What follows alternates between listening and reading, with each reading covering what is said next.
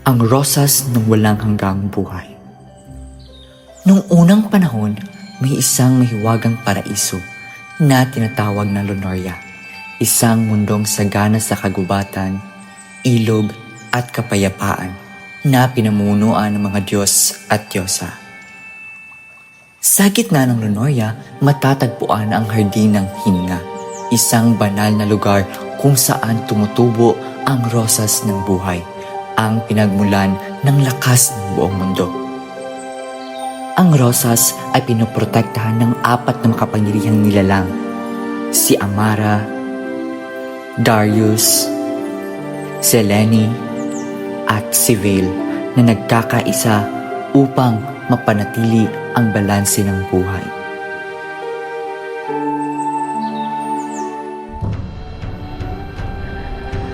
Ngunit isang madilim na puwersa ang sumulpot, si Morvex, Diyos ng kasakiman at kadiliman, na nagnanais ang kinin ang kapangyarihan ng rosas ng buhay.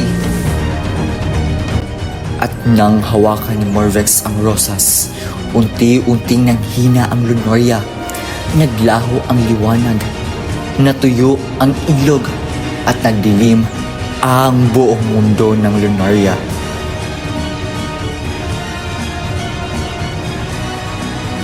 Nagtipon-tipon ang mga tagapangalaga at hinarap si Morvex sa isang matinding labanan sa pagitan ng liwanag at kadiliman.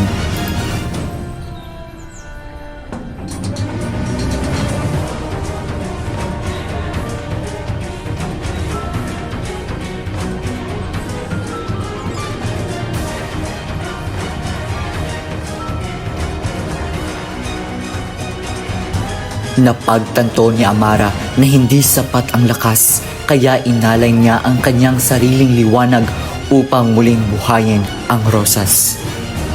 At sa lakas ng liwanag, napaurong si Morvex at tuluyang naitaboy pabalik sa kadiliman.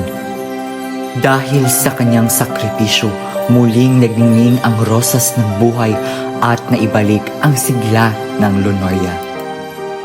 Muling nanumbalik ang kapayapaan, ngunit ang sakripisyo ni Amara ay mananatiling alaala ng kabayanihan.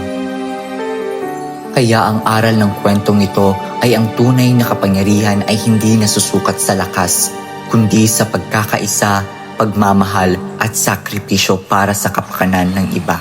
Ipinapakita rin ng kwento na ang kasakiman ay nagdudulot ng pagkawasak, samantalang ang kabutihan ay nagbabalik ng pag-asa at kapayapaan.